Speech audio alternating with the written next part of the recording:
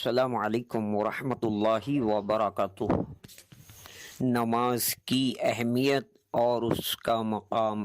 حضرت دامت برکاتہم نے میوات کے اجتماع میں بہت ہی قیمتی باتیں ارشاد فرمائی ہیں۔ آپ تمام حضرات پوری بات کو دھیان و توجہ کے ساتھ میں سنیں اور ان تمام باتوں پر عمل کرتے ہوئے نقل و حرکت کے ذریعے سے پوری امت تک پہنچائیں۔ عمر رضی اللہ تعالیٰ عنہ کو نیزہ مارا گیا، بے ہوش ہو گئے۔ اتنا گہرا زخم تھا کہ ان کے زخم کو دودھ پلایا گیا تو وہ دودھ زخم سے باہر آ گیا۔ اتنا گہرا زخم تھا معدے تک، جو دودھ گیا معدے میں وہ باہر آ گیا زخم سے، اتنا گہرا زخم تھا۔ لوگ ان کی حیات سے مایوس ہو گئے تھے کہ بچیں گے نہیں۔ ہوش میں لانے کی کوشش کی گئی، مومنین آخری وقت ہے، کوئی وصیت کرے، کوئی حکم دے۔ بہت کوشش ہوش میں لانے کی، ہوش نہیں آئے۔ کسی نے کہا ان کی کان میں نماز کہہ دو، نماز کا وقت ہو رہا ہے، انہیں ہوش آ جائے۔ جیسے کہا کہ عمر سے نماز، اور حضرت عمر کو ہوش آ گیا۔ آپ اندازہ کر لو، اگر ایک نیزہ لگا ہوا آدمی بے ہوش ہے، اب بتاؤ اس کا نماز کے لیے کہا گیا تو انہیں ہوش آ گیا۔ میں کہتا ہوں ایک تاجر کی بے ہوشی سے زیادہ ہے، اذان کی آواز سن رہا ہے، نماز کے لیے نہیں آ رہا ہے۔ اس لیے میرے دوستو عزیزوں، یہ تو ہو سکتا ہے، یہ تو ممکن ہے اور ثابت ہے کہ غیر مسلم نماز پڑھ لے، یہ تو ملتی ہے روایت۔ واسع بن اسقر رضی اللہ تعالیٰ نے اسلام بعد میں قبول کیا، نماز پہلے پڑھی، لیکن یہ نہیں ہو سکتا کہ مسلمان نماز چھوڑ دے، یہ نہیں ہو سکتا۔ یہ ہو سکتا ہے غیر مسلم نماز پڑھ لے، یہ نہیں ہو سکتا کہ مسلمان نماز چھوڑ دے، یہ نہیں ہو سکتا۔ لیکن مسلمان نماز چھوڑ دے، نماز کا چھوڑنا کفر ہے۔ تو کہا کہ نماز سر کی طرح ہے۔ میں نے غور کیا اس حدیث پر کہ نماز سر کی طرح ہے، جو درجہ اسلام میں، جو درجہ انسان کے بدن میں سر کا ہے، وہ درجہ اسلام میں نماز کا ہے۔ اس روایت کا مطلب کیا ہوا؟ نماز تو پڑھتے ہیں لیکن بہت جلدی جلدی پڑھتے ہیں، صحیح نہیں پڑھتے۔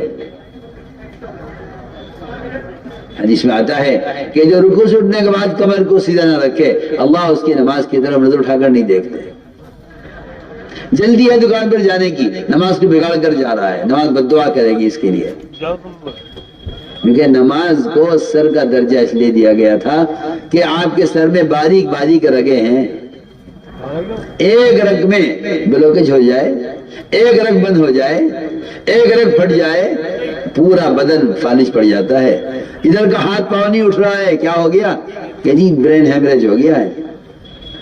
سنو میں کیسی اچھی مثال دے رہا ہوں۔ ہاتھ بالکل ٹھیک ہے، پاؤں بالکل ٹھیک ہے، سب کچھ بالکل درست ہے، سر بالکل ٹھیک ہے، ایک رگ کے اندر ذرا سا مدینہ مرکز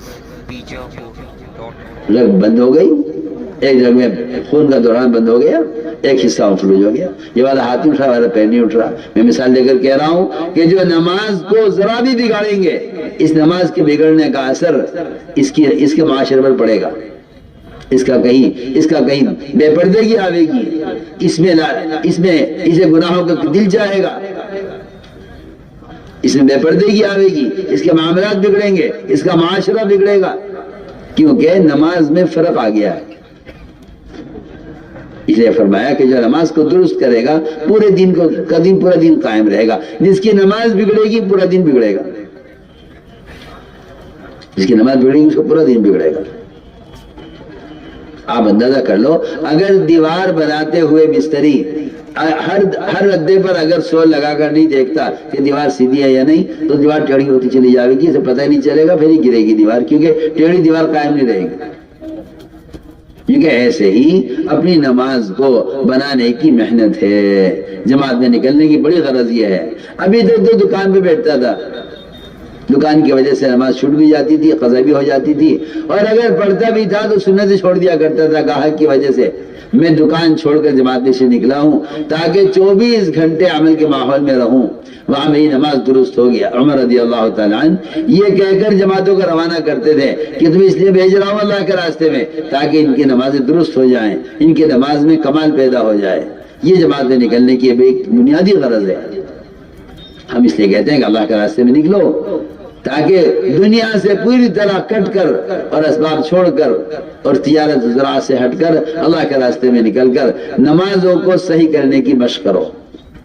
یہ نمازیں درست ہو نہیں سکتی، کیونکہ مقام پر رہتے ہوئے نماز کے ساتھ دکان اور نماز کے ساتھ تجارت اور نماز کے ساتھ کارخانہ اور نماز کے ساتھ کھیتی باڑی، کیونکہ یہ سارے کام ایسے غالب ہیں اس پر کہ اس کی نماز گھٹتی جا رہی ہے، اس کی نماز کا معیار گرتا جا رہا ہے۔ اس لیے کہا کہ اللہ کے راستے میں نکلنے کی غرض یہ بھی ہے تاکہ اللہ کے راستے میں نکل کر لمبی لمبی نمازیں پڑھنے کا وقت ملے، لمبی لمبی نمازیں پڑھنے کا موقع ملے۔ یہاں نہ بیوی ہے، نہ بچے ہیں، نہ گھر کے تقاضے ہیں، نہ دکان کے تقاضے ہیں، یہاں موقع ملے گا نماز اچھی پڑھنے کا۔ یہاں تہجد ملے گی، یہاں اوابین ملے گی، یہاں اشراق ملے گی، یہاں چاشت کی نماز ملے گی، یہاں وقت تلاوت ملے گی۔ جیسے کوئی آدمی اسپتال میں رہے 4 مہینے تو اس کو دوائیں وقت پر ملیں گی، ڈاکٹر وقت پر آ کر دیکھیں گے، صحت ہو جائے گی۔ ہم اللہ کے راستے میں نکلنے کے اس لیے محتاج ہیں۔ جیسا کوئی آدمی اسپتال میں رہنے کا، یہاں تو پیچھے پیچھے پھرتے ہیں، ارے نکل جاؤ جماعت میں، اور وہاں آپ جا کر دیکھیے ڈاکٹروں کی خوشامد کرتے ہیں، اجی ہمیں داخل کر لو اسپتال میں، اجی ہمیں داخل کر لو، اجی کسی وزیر کا خط لے کر آتے ہیں، وزیر کی سفارش کہ جی فلاں کو ایک بیڈ دے دو اسپتال میں، اجی ہمیں داخل کر لو اسپتال میں۔ آپ جا کے دیکھیے اسپتالوں کا حال، آپ کو زمین پر پڑے ہوئے ملیں گے مریض، بیڈ خالی نہیں ہے، زمین پڑا ہوا ہے کہ جی مجھے داخل کر لو کسی طرح، میں بیمار ہوں، میں اپنی تکلیف سے پریشان ہوں۔ یہ اللہ کے راستے میں نکلنا، یہ اپنی صحت کے لیے، ہدایت کے لیے، تربیت کے لیے، اللہ کا تعلق پیدا کرنے کے لیے ہے۔ آپ کو تو آ کر خوشامد کرنی چاہیے ذمہ داروں کی، ہمیں نکال دو، ہمیں جلدی بھیج دو۔ صحابہ کے زمانے میں نکلنے والوں کو روکا جاتا تھا، تم بیمار ہو مت جاؤ، تم لنگڑے ہو مت نکلو۔ صحابہ فرماتے تھے نہیں یا رسول اللہ، میں اپنے اس لنگڑے پیر سے جنم میں داخل ہوں گا یا صحیح پیر سے داخل ہوں گا؟ میں صحیح پیر سے داخل ہوں گے۔ لنگڑے نکل گئے صحیح پیر سے اور شہید کیے گئے اللہ کے راستے میں، فرمایا میں جنت میں دیکھ رہا ہوں صحیح پیر سے چل رہا ہے۔ وہاں چھوٹے کو، بچوں کو، بیماروں کو روکا جاتا تھا، وہ روتے تھے، قرآن نے بیان کیا ہے ان کا حال۔ تفید میں دم حزن لا یجدون ما ينفقون، کمزور بیمار لوگ رویا کرتے تھے، کاش ہم بھی اللہ کے راستے میں نکلتے۔ اور یہاں صحت مند، اچھا خاصا مضبوط جوان کہ جی میں کیوں نکلے جماعت میں؟ تو میں تو سوچتا ہوں کہ اس امت کے بننے کی ابتدا کہاں سے ہوئی تھی کہ جماعت میں نکلنے کا شوق ہوتا تھا، اور اس امت کی حالت ابھی ہو گئی ہے کہ مسلمان کہتا ہے نکلنے سے کی کیا ضرورت ہے، پھرنے کی کیا ضرورت ہے۔ مجھے حیرت ہے مسلمانوں پر جو کہتے ہیں پھرنے کی کیا ضرورت ہے دعوت کے لیے، جب بات پہنچانے کے ذرائع موجود ہیں۔ اس زمانے میں کافر کہتا تھا محمد صلی اللہ علیہ وسلم سے کہ آپ دین کو لے کر پھرتے کیوں ہیں، آپ اپنی جگہ بیٹھیں، دین سیکھنے والا آپ کے پاس آئے گا۔ میں حیران ہوں اس بات پر، اس زمانے میں جو بات کافر کہتا تھا، آج جو بات مسلمان کہہ رہا ہے۔ سوچیے آپ نے میری بات پر غور کیجیے، جو بات اس زمانے کافر کہتا تھا کہ آپ پھرتے کیوں ہیں دین کی دعوت کو لے کر، آج مسلمان کہتا ہے پھرنے کی کیا ضرورت ہے۔ اس زمانے کا منافق کہتا تھا گلی میں مت نکلو، آج مسلمان کہتا ہے گلی میں مت نکلو۔ اللہ نے جواب دیا جہنم کی آگ زیادہ گرم ہے۔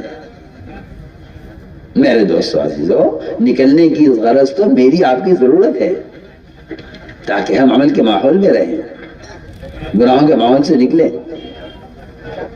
اس طرح نکل کر ہمیں لمبی لمبی نمازیں پڑھنے کی عادت ہوگی، تہجد کی عادت پڑے گی، اللہ کا قرب ملے گا، نماز میں کمال پیدا ہوگا۔ جب 4 مہینے وقت پر تہجد ملے گی تو تہجد کو واپس آئے گا گھر پہ، تہجد وہاں خود کھلے گی، خود کھلے گی۔ 4 مہینے میں نے تہجد پڑھی ہے، مقام پر آ کر کہے گا میری آنکھ نہ کھلے تو مجھے جگہ دیجو۔ عمر رضی اللہ تعالیٰ عنہ آدھی رات کو سب گھر والوں کو اٹھا دیا کرتے تھے تہجد کے لیے، اٹھ جاؤ، آدھی رات کو سب اٹھا دیا، سارے گھر والوں کو اٹھا دیا کرتے تھے۔ یہاں تو پتہ نہیں کہاں سے کچے مولوی آگے کہ جی وہ تہجد کے لیے اٹھانا مجمع کو۔ میں نے کہا ایک اجتماع میں کہ بھئی مجمع کو اٹھا دینا تہجد کے لیے، اور مغرب کے بعد اعلان کیا مجمع کو کہ عوامین پڑھ لیں سب۔ ایک مولوی صاحب آ کر کہنے لگے جی یہ تو التزام ما لا یلزم لگ رہا ہے، میں نے کہا تو جاہل ہے، جاہل، تجھے دھوکہ لگا ہے علم کا، تو جاہل ہے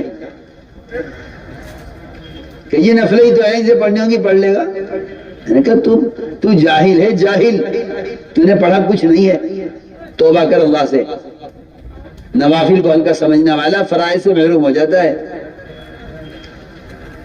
وہاں ایسے اجتماعی ماحول رات کی عبادت کا، ہندا جیسی عورت جس نے حمزہ کا کلیجہ چبایا ہے، اتنی سخت دل عورت تھی، لیکن اس کا اسلام نہ کسی تلوار سے، نہ کسی تقریر سے، نہ کسی تیر سے، نہ کسی خوف سے اس نے اسلام قبول کیا ہے۔ وہ فتح مکہ کی رات میں صحابہ اکرام کی تہجد کا منظر دیکھ کر اسلام قبول کیا ہے۔ پڑھیے روایت۔ ایسی عورت حمزہ کلیجہ چبا جاوے، اتنا سخت دل رکھنے والی، اول تو ان کی شہادت کیسی ہوئی حضرت حمزہ کی، اور پھر ان کا کلیجہ سینہ چاک کر کے کلیجہ نکال کر کھینچ کے نکالا اور چبایا۔ غصے میں جو مسلمان سے اتنی نفرت رکھے اور اسلام سے اتنی نفرت رکھے، وہ رات کے تہجد کا منظر دیکھ کر کہ نہیں ابو سفیان ایک طرف ہٹ جا، مجھے یہ دین اچھا لگا ہے۔ آج آپ یہ کہہ رہے کہ تہجد کی کیا ضرورت ہے، عوامی کی کیا ضرورت ہے؟ اس لیے ہم عرض کر رہے ہیں کہ جماعت میں نکلنے کی غرض، اصل مقصد یہ تھا کہ ہم ان سارے معمولات کے عادی بنے جو معمولات محمد صلی اللہ علیہ وسلم کے تھے۔ 1 سال تک تہجد کی نماز فرض رہی، 1 سال تک صحابہ کرام پر۔ 1 سال کے بعد جب عادی ہو گئے صحابہ تہجد کے، تب اللہ نے اس کو نفل کیا، ورنہ 1 سال تک صحابہ نے تہجد، فجر کی نماز جس طرح ظہر کی نماز فرض ہے، اس طرح تہجد بطور فرض کے پڑھی ہے۔ پر دیکھیا میرے دوستو عزیزو، آدمی جب گناہوں کے ماحول میں رہتا ہے تو عمل کی استعداد کم ہوتے ہوتے ہوتے ہوتے ختم ہو جاتی ہے۔ جب آدمی عمل کے ماحول میں آتا ہے تو عمل کے ماحول سے استعداد پیدا ہوتی ہے عمل کی۔ اس لیے نکالا جاتا ہے کہ ہر آدمی کوشش کرے نکلنے کی تاکہ عمل کے ماحول میں رہے۔ جسے میں نے عرض کیا، ہر بیمار کوشش کرتا ہے اسپتال میں رہنے کی۔ مدینہ مرکز بیجاپور۔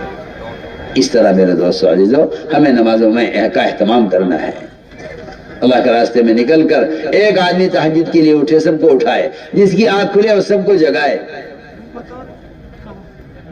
اس لیے کہ رات کا قیام اور تہجد یہ سب سے زیادہ علم کو بھی کھولنے والا ہے۔ میں علماء سے عرض کر رہا ہوں کہ اگر رات کے قیام کا اہتمام کرو گے تو علم کھلے گا، علم کھلے گا، اس کے استنباطات کھلیں گے، اس کے دلائل کھلیں گے۔ جی ہاں، سب سے زیادہ علم کو کھولنے والا سبب رات کا قیام ہے۔ اشد وطأ و اقوى مقیلا، اشد وطأ و اقوى مقیلا، کہ رات کا قیام نفس کو کچلنے والا اور دین کی بات کو واضح کرنے والا ہے۔ اب یہ نقیلا یہ سب زیادہ واضح ہو جائے گی رات کا قیام۔ ابو بکر رضی اللہ تعالیٰ عنہ نکلنے والی جماعتوں کے امیروں سے کہتے تھے کہ تہجد کا اور تلاوت کا اہتمام جتنا زیادہ کرو گے اتنی مدد اللہ کی تمہارے ساتھ ہوگی۔ یہ 2 باتیں خاص طور پر بھیجا ہے، ایک قرآن کی تلاوت زیادہ کرنا اور ایک تہجد زیادہ پڑھنا۔ اس طرح میرے دوستو عزیزو، ہمیں نوافل کا اہتمام کرنا ہے۔ اللہ رب العزت ہم سب کو ان تمام باتوں پر عمل کرنے کی توفیق عطا فرمائے۔